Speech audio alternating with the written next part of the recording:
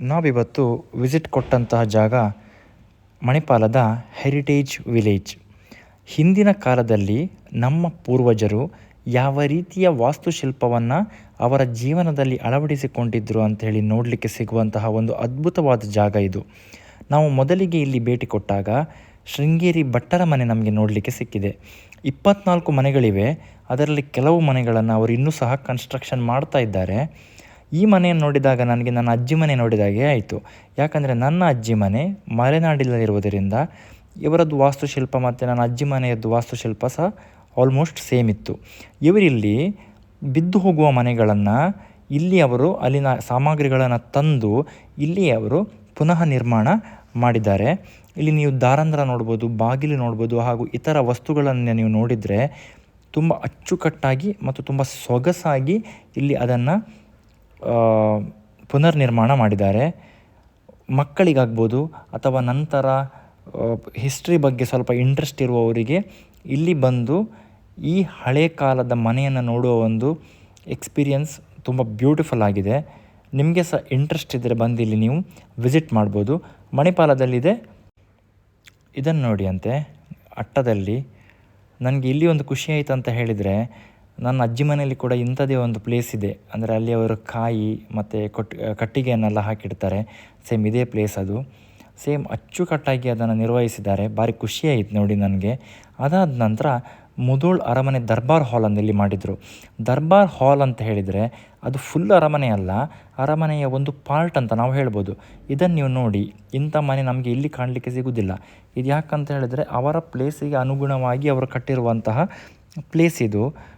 ಇಲ್ಲಿ ದರ್ಬಾರ್ ಅಂತ ಹೇಳಿದರೆ ಈ ರಾಜರು ಮಂತ್ರಿಗಳೊಟ್ಟಿಗೆ ಕೂತ್ಕೊಂಡು ಮೀಟಿಂಗ್ ಮಾಡುವಂತಹ ಪ್ಲೇಸ್ ಅಂತ ನಾವು ಹೇಳ್ಬೋದು.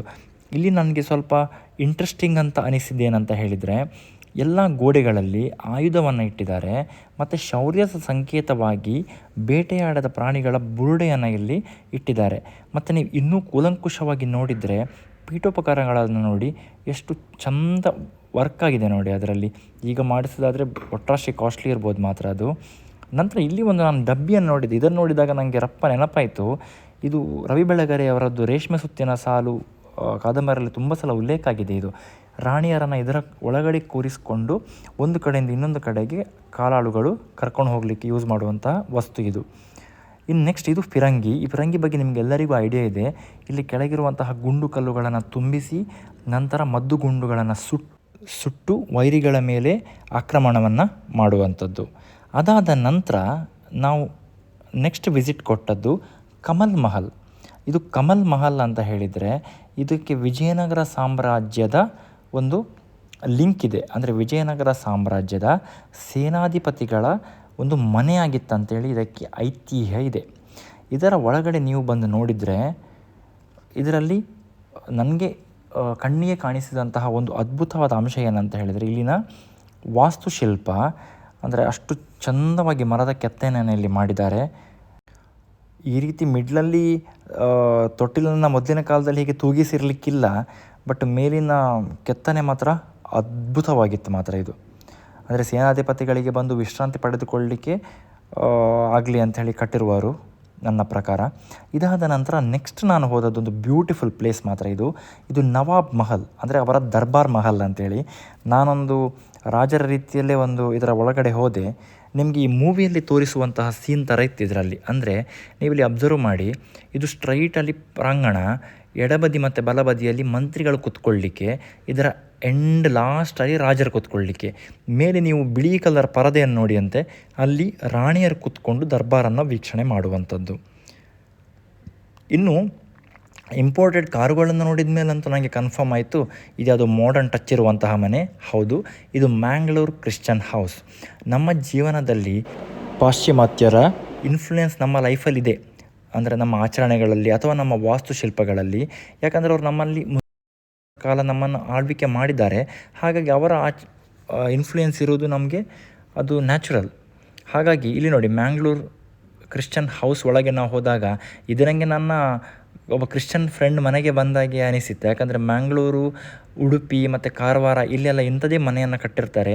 ಮತ್ತು ನಮ್ಮ ಹಿಂದೂಗಳು ಹಿಂದೂಗಳ ಮನೆಯಲ್ಲಿ ಕೂಡ ಇದೇ ರೀತಿಯ ಮನೆಯ ವಾಸ್ತುಶಿಲ್ಪವನ್ನು ಸಹ ನೀವು ನೋಡಬಹುದು. ಹೆಚ್ಚು ಡಿಫರೆನ್ಸ್ ಇರೋದಿಲ್ಲ ಇದಕ್ಕೆ. ಮತ್ತು ಹೆಚ್ಚಾಗಿ ಆಗಿನ ಕಾಲದ ಮಾಡರ್ನ್ ಇಕ್ವಿಪ್ಮೆಂಟ್ ಕೂಡ ಅಲ್ಲಿತ್ತು. ಇದಾದ ನಂತರ ನಾವು ಗರಡಿ ಮನೆಗೆ ಬಂದೆವು. ಗರಡಿ ಮನೆ ಇನ್ನೂ ಕನ್ಸ್ಟ್ರಕ್ಷನ್ ಆಗ್ತಾಯಿತ್ತು. ಈ ಗರಡಿ ಮನೆಯ ಬಗ್ಗೆ ನನಗೆ ಈ ಚಿಕ್ಕ ವೀಡಿಯೋದಲ್ಲಿ ಹೇಳಲಿಕ್ಕೆ ಸಾಧ್ಯವೇ ಇಲ್ಲ.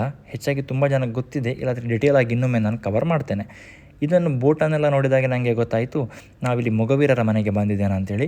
ಈ ಕಲ್ಲುಗಳು ಹಳೆಯ ಕಾಲದ ಆ್ಯಂಕರ್ಗಳು, ಅಂದರೆ ದೋಣಿಯನ್ನು ನಿಲ್ಲಿಸಲಿಕ್ಕೆ ಉಪಯೋಗಿಸುವ ಸಾಧನ. ಇನ್ನು ಈ ತೊಟ್ಟಿ ಮನೆಗಳನ್ನು ನೋಡಿ ಯಾರಿಗೆ ಖುಷಿಯಾಗದೇ ಇರ್ತದೆ? ಈ ಹೆಚ್ಚಾಗಿ ಇದನ್ನು ಇಷ್ಟಪಡದೇ ಇರುವವರ ಸಂಖ್ಯೆ ವಿರಳ ಅಂತ ನಾನು ಹೇಳ್ಬೋದು.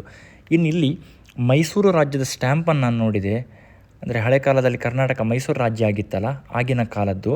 ಮತ್ತು ಇಲ್ಲಿ ದೊಡ್ಡ ದೊಡ್ಡ ದಾರಂದ್ರ ಮತ್ತು ಖಜಾನ ಪೆಟ್ಟಿಗೆ ಮತ್ತು ಕೆಲವು ಬಾಂಡ್ ಪೇಪರ್ಸ್ ಇತ್ತು. ಅಂದರೆ ಮೇ ಬಿ ಇಲ್ಲಿ ಹಣವನ್ನು ಸ್ಟೋರ್ ಮಾಡಲಿಕ್ಕೆ ಇಲ್ಲಿ ಯೂಸ್ ಮಾಡ್ತಿದ್ರಾ ಅಂತ. ಇನ್ನು ವೀರಶೈವ ಜಂಗಮ ಮಠವನ್ನು ನೋಡಿದೆ. ಈ ಕಲಾಕೃತಿ ನಮಗೆ ಇಲ್ಲಿ ವಾಸ್ತುಶಿಲ್ಪದ ಕಲಾಕೃತಿ ನೋಡಲಿಕ್ಕೆ ಸಿಗಲಿಕ್ಕಿಲ್ಲ, ಆದರೆ ಒಳಗಡೆ ಹೋದಾಗ ಮಾತ್ರ ಅದ್ಭುತ. ಮೇಲೆ ನೀವು ನೋಡ್ಬೋದು, ಇದನ್ನು ನೀವು ಕ್ಯಾಮರಾದ ಕಣ್ಣಿಂದ ನೋಡುವಾಗಲೇ ನಿಮಗಿಷ್ಟು ಸುಂದರವಾಗಿ ಕಾಣ್ತದೆ. ನೀವು ಎದುರುಗಡೆ ನೋಡಿದರೆ ಉಂಟಲ್ಲ, ಇದು ಅಷ್ಟು ಸಮೋಘವಾಗಿತ್ತಿದು. ಇನ್ನಿಲ್ಲಿ ನಂದಿ ಕೂತಿದ್ದಾನೆ, ನಿಮಗೆಲ್ಲರಿಗೂ ಗೊತ್ತಿದೆ ಎದುರುಗಡೆ ಯಾರಿದ್ದಾರೆ ಅಂಥೇಳಿ, ಬಟ್ ಲಾಕ್ ಮಾಡಿದ್ದಾರೆ. ನಂತರ ನಾವು ಬಂದದ್ದು ಕುಂಜೂರು ಚೌಕಿ ಮನೆ. ಇದು ಕೇರಳ ಸ್ಟೈಲಿದ್ದು ಚೌಕಿ ಮನೆ ಅಂತ ಹೇಳ್ಬೋದು. ಸೇಮ್ ನಮ್ಮದು ನೀವು ಮೊದಲು ನೋಡಿದ್ದು ಕರ್ನಾಟಕ ಸ್ಟೈಲಿದ್ದು ಚೌಕಿ ಮನೆ, ಇದು ಕೇರಳ ಸ್ಟೈಲಿದ್ದು ಚೌಕಿ ಮನೆ. ಇದರದ್ದು ಕೆಲವು ಪಾರ್ಟ್ಗಳು ತುಳುನಾಡಿನ ಮನೆಗಳಲ್ಲಿ ನಾನು ನೋಡಿದ್ದೇನೆ. ಇದು ನೋಡಿ ಚೌಕಿ ಮನೆ. ಈ ಕಂಬಗಳ ಟೆಕ್ಸ್ಚರ್, ಕಲರ್ ನೋಡಿದರೆ ನಮಗೆ ಗೊತ್ತಾಗ್ತದೆ ಇದಕ್ಕೆ ಕೇರಳದ ಏನೋ ಒಂದು ರಿಲೇಷನ್ ಇದೆ ಅಂಥೇಳಿ. ಇಲ್ಲಿ ನನಗೆ ನೋಡಿ ಈ ಚೌಕಿ ಮನೆ ಹೆಚ್ಚಾಗಿ ಕೆಲವು ಜೈನ ಮನೆಗಳಲ್ಲಿ ನಾವು ಇದನ್ನು ಅಬ್ಸರ್ವ್ ಮಾಡಿದ್ದೇನೆ. ನೆಕ್ಸ್ಟ್ ಅಲ್ಲಿಂದ ನಾವು ಇವರದ್ದು ಅಡುಗೆ ಮನೆಗೆ ಹೋದೆವು. ಅಡುಗೆ ಮನೆಯದ್ದು ರಿಸೆಂಬಲೆನ್ಸ್ ಆಲ್ಮೋಸ್ಟ್ ಸೇಮ್ ಇತ್ತು ಎಲ್ಲ ಕಡೆ ಅಷ್ಟೇ. ನಂತರ ಅಡುಗೆ ಮನೆಯಿಂದ ನಾವು ಶಯನಗೃಹಕ್ಕೆ ಬಂದೆವು.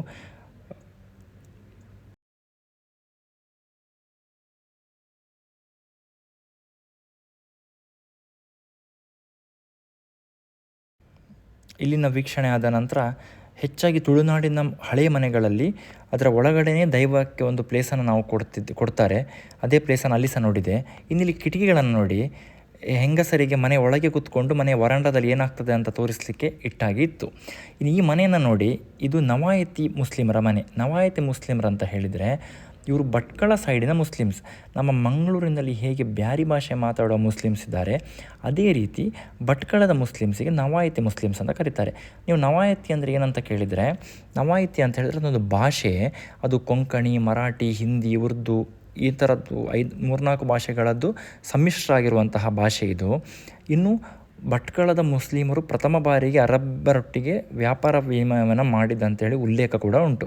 ಇನ್ನು ಈ ಮನೆಯನ್ನು ನೀವು ನೋಡಿದರೆ ಇದಕ್ಕೆ ಇಂಡಿಯನ್ ವಾಸ್ತುಶಿಲ್ಪ ಸಹ ಕೊಡುಗೆ ಇದೆ, ಅರಬ್ಬಿ ವಾಸ್ತುಶಿಲ್ಪದ ಕೊಡುಗೆ ಇದೆ, ಹಾಗೂ ಸ್ವಲ್ಪ ಮಾಡರ್ನ್ ಟಚ್ ಕೂಡ ಇದೆ. ಒಂದು ಚೆಂದ ಐತಿ ಈ ಮನೆ ನೋಡಲಿಕ್ಕೆ. ಇನ್ನು ಮೊದಲಿನ ಕಾಲದಲ್ಲಿ ಬೇರೆ ಬೇರೆ ಧರ್ಮಗಳು ಬೇರೆ ಆಗಿದ್ದರೂ ಸಹ ಮೂಲ ಆಚರಣೆಗಳು ಈಗ ಸಹ ಹಾಗೆ ಇದೆ.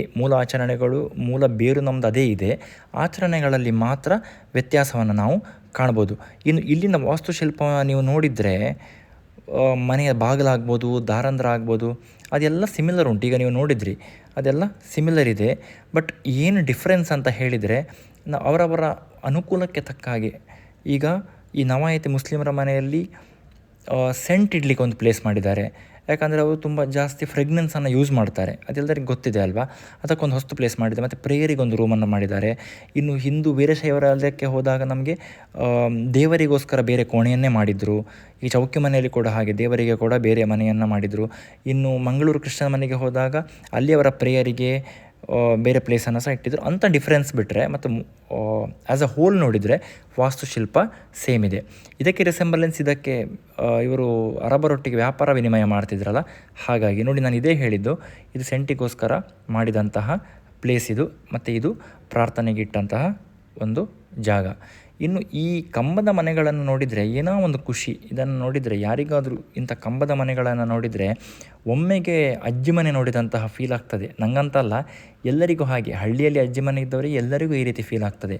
ಇದೇ ರೀತಿ ಮನೆಗಳಲ್ಲದೆ ಈ ಅಂಗಡಿಗಳನ್ನು ಸಹ ಅಲ್ಲಿ ಮಾಡಿದರು. ಅಂದರೆ ಮೊದಲಿನ ಕಾಲದ ಅಂಗಡಿ ಹೇಗಿದ್ದಿರಬಹುದು, ಇದು ನೋಡಿ ಹಳೆ ಕಾಲದ ಅಂಗಡಿ, ಹಳೆ ಕಾಲದ್ದು ತಿಂಡಿ ಹಾಕಿರುವಂತಹ ಪಾತ್ರೆಗಳು, ಅಂದರೆ ಗಾಜಿನ ಭರಣಿಗಳು. ಅದಾದ ನಂತರ ಇನ್ನು ತುಂಬ ರೀತಿಯ ಅಂಗಡಿಗಳನ್ನಿತ್ತು, ನಾನು ಆ ವಿಡಿಯೋದಲ್ಲಿ ಹಾಕಲಿಲ್ಲ. ಇಲ್ಲಿ ನೋಡಿ, ಇದು ಗೋಳಿ ಸೋಡಾ ಇದರದ್ದು ಸಹ ಅಂಗಡಿಯನ್ನು ಹಾಕಿದರು. ಮತ್ತು ಟೆಲಿಫೋನಿಕ್ ಅಂಗಡಿಯನ್ನು ನಾನಿಲ್ಲಿ ತೋರಿಸಿದ್ದೇನೆ. ವಿಡಿಯೋ ನೋಡಿದ್ದಕ್ಕೆ ಧನ್ಯವಾದ.